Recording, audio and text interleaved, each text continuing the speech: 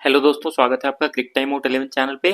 और आज जो हम मैच कवर करने वाले हैं वो है ICC men's cricket world cup league 2 का मैच जो होने वाला है नेपाल और स्कॉटलैंड के बीच में। ये ओडीआई मैच है जो होने वाला है 29 अक्टूबर को रात के 9 बजे इंडियन स्टैंडर्ड टाइम के हिसाब से। अब जो सबसे ज़रूरी बात है वो ये कि आपको हमारा Cric Time Out 11 YouTube channel subscribe कर लेना है। वहाँ पे आपको वीडियो अपडेट, वीडियो एनालिसिस मिलता रहेगा। साथ ही साथ आपको हमारा Cric Time Out 11 Telegram channel join कर लेना है। वहाँ पे आपको लाइव रिजल्ट जैसे टॉस रिजल्ट, पिच रिपोर्ट, कोई भी प्लेयर टीम के अंदर आता है, कोई भी प्लेयर टीम से बाहर जाता है, वो सारी इन्फॉर्मेशन मिलती रहेगी। और आपको साथ ही साथ फैंटेसी साइट्स का भी टीम्स मिलती रहेंगी। और आप हमारा इंस्टाग्राम चैनल ज्वाइन कर सकते हैं। वहाँ पे आपको 1-2 मिनट के फैंटेसी टीम्स के वीडियो मिल जाएंगे, तो आप उससे भी आइडिया लगा के अपनी टीम बना सकते हैं। अब बात कर लेते हैं मैच वेन्यू और पिच एनालिसिस की। तो मैच होने वाला है ग्रैंड प्रायड स्टेडियम टेक्सास में, और यहाँ की पिच जो होती है ना वो बैलेंस नेचर की होती है। इनिशियल ओवर्स में यहाँ पे सीम मूवमेंट मिलता है। और एक बात और जो बहुत ही ज़्यादा ध्यान रखने वाली है वो ये कि यहाँ पे 7 मैच हुए हैं टोटल, और 7 में से 6 मैच चेजिंग टीम ने जीती है। तो जैसे जैसे मैच आगे बढ़ता जाता है वैसे वैसे पिच थोड़ा सा बैटिंग के लिए ईजी होता जाता है, ये आपको ध्यान रखना है। स्पिनर्स को यहाँ पे उतनी ज़्यादा मदद नहीं मिलती है। बात करें प्रीवियस स्कोर्स की, तो 2 ही ओडीआई मैचेस हुए हैं, बाकी सारे टी20 मैचेस थे यहाँ पे। तो जो सेकंड लास्ट ओडीआई मैच था उसमें यूएसए ने बनाए 144 रन 38 ओवर में। स्कॉटलैंड ने बनाए 145 रन बिना कोई विकेट खोए 24.5 ओवर में। उस मैच में पेस को 9, स्पिन को 1 विकेट मिला था। फिर बात करते हैं यहाँ पे जो लास्ट मैच हुआ उसमें नेपाल ने बनाए 286 रन 50 विकेट के नुकसान पे, और यूएसए ने बनाए 291 रन 7 विकेट के नुकसान पे। उस मैच में पेस को 7, स्पेन को 9 विकेट मिला था। बात करें एवरेज स्कोर, तो एवरेज स्कोर यहाँ पे 250 से 280 के बीच में होना चाहिए। अब बात कर लेते हैं हेड टू हेड रिकॉर्ड की। तो दोनों टीमों ने 6 मैचेस खेले हैं और 3-3 से बराबरी पे है। बात करें स्कॉटलैंड की, अपने सारे मैचेस जीत के आ रही है। वहीं नेपाल अपने 5 में से 4 मैचेस हार के आ रही है और एक अबैंडन हो गया था। अब बात कर लेते हैं नेपाल टीम के प्लेइंग 11 की। तो अनिल शाह ओपन करेंगे आशिफ शेख के साथ। फिर आएंगे कुशल बुरतेल, रोहित पौडल, आरिफ शेख, दीपेंद्र सिंह यारी, कुलचंद झा, सोमपाल कामी, संदीप लामिछाने, करण केसी और ललित राजवंशी।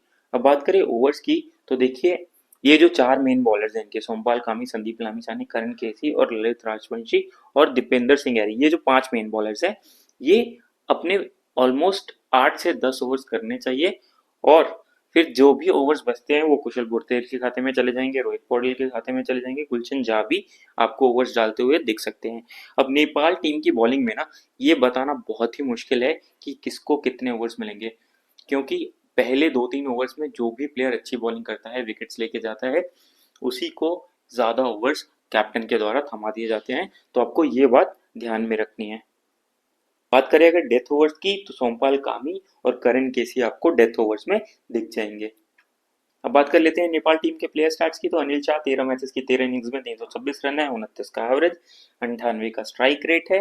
लास्ट मैच में 56 मार के आ रहे हैं, लेकिन रीसेंट फॉर्म काफी खराब चल रहा है और स्कॉटलैंड के बॉलर्स को खेलना बहुत ही मुश्किल की बात होगी, क्योंकि इतना अच्छा पेस अटैक नेपाल की टीम ने ज्यादा मैचेस में खेला नहीं होगा। तो इस वजह से आप इनको आराम से छोड़ सकते हैं। स्मॉल लीग में अच्छे ऑप्शन नहीं रहेंगे, ग्रैंड लीग में ट्राई कर लीजिएगा। फिर आते हैं आशिफ शेख। तो 53 मैचेस की 53 इनिंग्स में 486 रन है, 30 का एवरेज, 74 का स्ट्राइक रेट। रीसेंट फॉर्म इनका भी खराब चल रहा है। लास्ट मैच में भले ही 52 रन मार के आ रहे हैं, लेकिन ज्यादातर मैचेस में इधर बीच ये फ्लॉप हो रहे हैं। लेकिन इनके साथ कीपिंग बैकअप रहता है, तो अगर 15-20 रन मार जाते हैं और फिर कीपिंग से 1-2 कैच, एक स्टंपिंग ले जाते हैं, तो ठीक ठाक 30-40 पॉइंट दे के जाएंगे। तो इस वजह से आपके लिए एवरेज पिक होंगे। आप चाहे तो ग्रैंड लीग में ट्राई करिएगा। स्मॉल लीग में अगर आप रिस्क लेना चाहते हैं तो इन पे रिस्क ले सकते हैं। लेकिन नेपाल के जो टॉप ऑर्डर के बैट्समैन है जो टेक्निकली स्ट्रांग नहीं है, वो Bradley Wheal, Brad Currie, Brendon McCullum, इनकी बॉल खेलने में उनको दिक्कत होगी। फिर आते हैं कुशल बुरतेल। जो 54 मैचेस की 53 इनिंग्स में 1231 रन है, 23 का एवरेज, 81 का स्ट्राइक रेट, 15 विकेट ले रखे हैं। इनके साथ बैटिंग बॉलिंग दोनों का बैकअप रहेगा, इसलिए इनको लेके चलना जरूरी हो जाता है। ठीक ठाक पिक रहेंगे, आप स्मॉल लीग में भी कवर करके चल सकते हैं। फिर आते हैं रोहित पौडल। तो नेपाल टीम के सबसे टेक्निक वाइज स्ट्रॉन्ग प्लेयर। अगर आपने लास्ट मैच का वीडियो देखा होगा तो उसमें भी हमने बोला था कि ये काफी ज्यादा इंपॉर्टेंट प्लेयर है, और लास्ट मैच में 80 से ऊपर का स्कोर मारा था इन्होंने। तो इस समय भी अच्छे पिक रहेंगे, आप आराम से कवर करके चल सकते हैं। फिर आते हैं आरिफ शेख, तो आराम से छोड़ दीजिएगा, फॉर्म अच्छा चल नहीं रहा है, उतने अच्छे पिक होंगे नहीं, ग्रैंड लीग में ट्राई करिएगा। फिर आते हैं दीपेंद्र सिंह यारी, तो बैटिंग बॉलिंग दोनों का बैकअप देंगे, इसलिए इनको आराम से आप लेके चल सकते हैं। फिर आते हैं गुलशन झा, तो 31 मैचेस की 26 इनिंग्स में 617 रन है, 29 का एवरेज, 75 का स्ट्राइक रेट, 28 विकेट से रखे हैं। रीसेंट फॉर्म बैटिंग से ठीक ठाक चल रहा है, आपको 30-35 रन का स्कोर करके देके जाएंगे, और बॉलिंग भी 2-3 ओवर डालने के पूरे पूरे चांसेस रहेंगे। तो आप ट्राई करके चलना चाहें तो इनको स्मॉल लीग में कर सकते हैं, एक अच्छे ऑप्शन रहेंगे आपके लिए। फिर आते हैं सोमपाल कामी, तो 58 मैचेस की 46 इनिंग्स में 645 रन है, 20 का एवरेज, 71 का स्ट्राइक रेट, 75 विकेट्स ले रखे हैं। अब अगर फर्स्ट इनिंग्स में नेपाल की बॉलिंग आती है तो उस केस में सेम सोमपाल कामी आपके लिए ठीक ठाक ऑप्शन होंगे। सेकेंड इनिंग्स में आप आराम से छोड़ सकते हैं, क्योंकि अगर फर्स्ट इनिंग्स में नेपाल बैटिंग करता है, वहां पे मोस्ट प्रोबेबली नेपाल अच्छा स्कोर नहीं करेगा स्कॉटलैंड के बॉलिंग अटैक के सामने। फिर उस केस में रन चेस प्रेशर नहीं होगा स्कॉटलैंड के बैट्समैन पे, और वो इनको विकेट नहीं देंगे। तो इस वजह से फर्स्ट इनिंग्स में अगर नेपाल बॉलिंग करता है तो कवर करके चलिएगा, वहां पे डेथ में भी बॉलिंग कर सकते हैं। सेकेंड इनिंग्स में आराम से छोड़ दीजिए। संदीप लामेचाने, तो इनको लेके चलना जरूरी हो जाता है, स्कॉटलैंड के बैट्समैन स्पिनर्स के अगेंस्ट फंसेंगे, और यही बहुत ही क्वालिटी स्पिनर है, तो ये आपको 1-2 विकेट्स आराम से दिला के जा सकते हैं। लास्ट मैच में भले ही विकेट ना मिला हो, लेकिन उस चक्कर में इनको मत छोड़िएगा, अच्छे पिक रहेंगे आपके लिए। फिर आते हैं करण केसी, तो 55 मैचेस की 40 इनिंग्स में 467 रन है, 14 का एवरेज, 85 का स्ट्राइक रेट है, टोटल 77 विकेट ले रखे हैं। रीसेंट फॉर्म की बात करें तो उतना अच्छा चल नहीं रहा है बॉलिंग से भी, और बैटिंग बहुत ही नीचे आती है। तो इनका भी वही सोमपाल कामी वाला केस है कि अगर फर्स्ट इनिंग्स में नेपाल बॉलिंग करता है तो आप कवर करके चल सकते हैं, सेकेंड इनिंग्स में आराम से छोड़ दीजिएगा। फिर आते हैं ललित राजवंशी, तो उतने अच्छे पिक नहीं रहेंगे, आप चाहें तो ग्रैंड लीग में ट्राई करिए, स्मॉल लीग के लिए अच्छे ऑप्शन नहीं है। अब बात कर लेते हैं स्कॉटलैंड टीम के प्लेइंग 11 की, तो चार्ली टियर ओपन करेंगे एंड्रयू स्मिथ के साथ, फिर आएंगे Brendon McCullum, Richie Berrington, Michael Jones, Matthew Cross, Michael Leask, Mark Watt, Chris Sole, Bradley Wheal और ब्रैड क्यूरी। अब यहाँ पे ओवर डिविजन की बात करें तो देखिए ब्रैड क्यूरी, ब्रैड व्हील, सी सोल और मार्क वॉट, ये अपने पूरे पूरे ओवर्स करने चाहिए। उसके बाद जो बचे हुए 10 ओवर है वो ब्रेंडन मैक्यूलम या माइकल लिस के खाते में जाएंगे। अब इसमें एक और पॉसिबिलिटी हो सकती है कि अगर इनिशियल ओवर्स में सी सोल, ब्रैड व्हील्स और ब्रैड क्यूरी ज्यादा विकेट ले लेते हैं, तो उस केस में आप माइकल लीस की बॉलिंग नहीं देखेंगे, क्योंकि अगर विकेट पेसर को मदद कर रहा होगा इनिशियल ओवर्स में स्विंग में, तो फिर ब्रैंडम मैक्यूलम आएंगे और उसके बाद मार्क वॉट आने चाहिए, तो उस केस में माइकल लीस कम बॉलिंग करेंगे इन लोगों के कंपैरिजन में। अब बात कर लेते हैं स्कॉटलैंड टीम के प्लेयर स्टार्ट्स की, तो चार्ली टियर 7 मैच की 7 इनिंग्स में 186 रन है, 46 का एवरेज, 73 का स्ट्राइक रेट। बात करें रीसेंट फॉर्म की तो उतना अच्छा चल नहीं रहा है, और संदीप लामिछाने के अगेंस्ट ये स्ट्रगल करेंगे, तो इनको आप आराम से छोड़ सकते हैं, और मोस्ट प्रोबेबली संदीप लामिछाने इस मैच में जल्दी बॉलिंग करने आने चाहिए, अगर नेपाल समझता है कि स्कॉटलैंड के प्लेयर्स को स्पिन अटैक खेलने में थोड़ा सा ज्यादा दिक्कत होगा। फिर आते हैं एंड्रयू स्मिथ, तो 2 मैच की 2 इनिंग्स में 106 रन है, 106 का एवरेज, 103 का स्ट्राइक रेट है, लास्ट मैच में 98 मार के आ रहे हैं, लेकिन अभी इनिशियल स्टेज पे ही अपने करियर के, इसलिए मैं कहूंगा कि आप ऐसे बैटर्स को लें जो थोड़ा सा रिलायबल है इनकी जगह।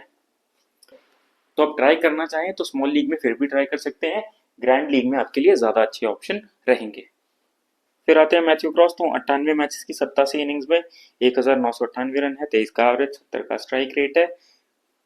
रीसेंट फॉर्म उतना ज्यादा अच्छा चल नहीं रहा है, बैटिंग इनकी नीचे आएगी, उतने अच्छे पिक नहीं रहेंगे, लेकिन कीपिंग सेक्शन में आप इनको ट्राई कर सकते हैं, आरिफ शेख से बेटर ऑप्शन रहेंगे ये।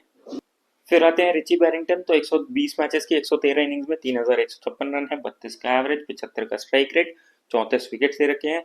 फॉर्म काफी ज्यादा अच्छा चल रहा है, और टेक्निक वाइज ये बहुत ही स्ट्रॉन्ग प्लेयर हैं। अगर बात करें स्पिन खेलने की, तो स्पिन भी अच्छा खेल लेते हैं ये, तो अच्छे पिक रहेंगे। अगर स्कॉटलैंड फर्स्ट बैटिंग करता है तो मैंडेटरी पिक रहेंगे। सेकेंड बैटिंग के केस में ऐसा हो सकता है कि इनकी बैटिंग आए ना उतनी ज्यादा, अगर नेपाल ज्यादा स्कोर ना करे, तो उस केस में आप इनको छोड़ने का रिस्क ले सकते हैं, लेकिन सेकेंड बैटिंग में भी आपके लिए ठीक ठाक ऑप्शन रहेंगे। फिर आते हैं माइकल जोन्स, तो 13 मैचेस की 12 इनिंग्स में 354 रन है, 29 का एवरेज, 67 का स्ट्राइक रेट है। T20 में काफी ज्यादा अच्छे प्लेयर माने जाते हैं, वनडे में टेम्परामेंट उतना ज्यादा नहीं है, लेकिन क्योंकि सामने वीक टीम है थोड़ी, तो आप इनको भी कवर करके चल सकते हैं, एक अच्छे ऑप्शन रहेंगे आपके लिए। फिर आते हैं ब्रैंडन मैक्यूलम, बॉलिंग बैटिंग दोनों का बैकअप देंगे, मैंडेटरी पिक रहेंगे, जरूर कवर करके चलिए। फिर आते हैं माइकल लीस, तो अगर स्कॉटलैंड पहले बॉलिंग करता है तो ही आप इनको कवर करिएगा, वहां पे भी इतने अच्छे पिक नहीं होंगे, क्योंकि अगर ब्रैडविल, ब्रैड क्यूरी और सी सोल पहले ज्यादा विकेट्स ले जाते हैं तो इनकी बॉलिंग आना ही मुश्किल हो जाएगा। तो इस वजह से आप इनको ग्रैंड लीग में ट्राई करिए तो ज्यादा अच्छे ऑप्शन रहेंगे, स्मॉल लीग में उतने अच्छे ऑप्शन ये नहीं रहेंगे। फिर आते हैं सीसोल, तो 31 मैचेस में 53 विकेट ले रखे हैं, रिसेंट फॉर्म अच्छा चल रहा है, आराम से कवर करके चलिए, सामने बैटिंग लाइनअप भी वीक है थोड़ा, तो ये अच्छे पिक रहेंगे।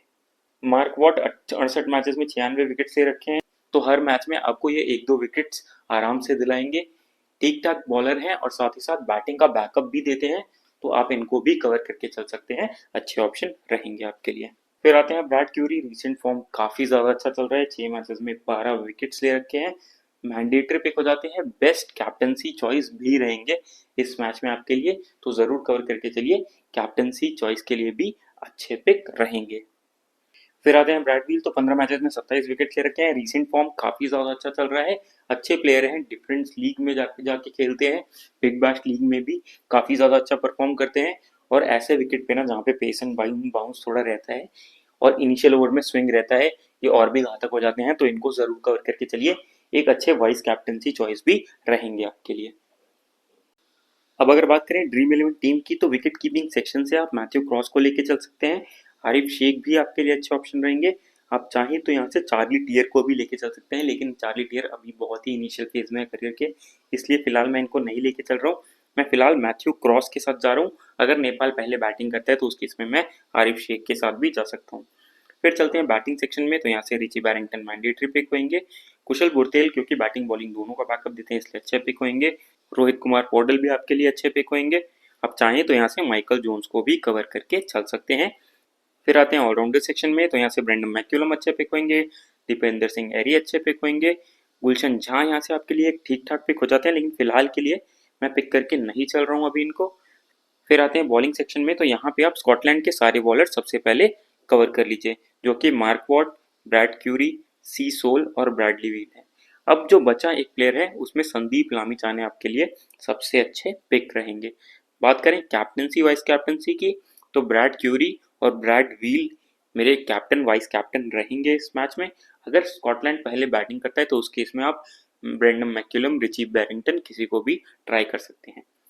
तो कुछ इस प्रकार की रहेगी हमारी टीम, और अगर इसमें कोई भी चेंजेस रहते हैं तो आपको टेलीग्राम चैनल पे मिल जाएंगे, उसके लिए टेलीग्राम चैनल ज्वाइन कर लीजिएगा, और जो सबसे इंपॉर्टेंट बात है कि हमारे यूट्यूब चैनल को जरूर से सब्सक्राइब कर लें, वहाँ पे आपको वीडियो एनालिसिस, वीडियो अपडेट मिलता रहेगा, और जब आप वीडियोस देख के खुद के हिसाब से टीम बनाते हैं ना, तो आप ज़्यादा इफेक्टिव, ज़्यादा इम्पैक्ट वाली टीम बनाएंगे, और मोस्ट ऑफ द केसेस में आप विनिंग जोन में रहेंगे।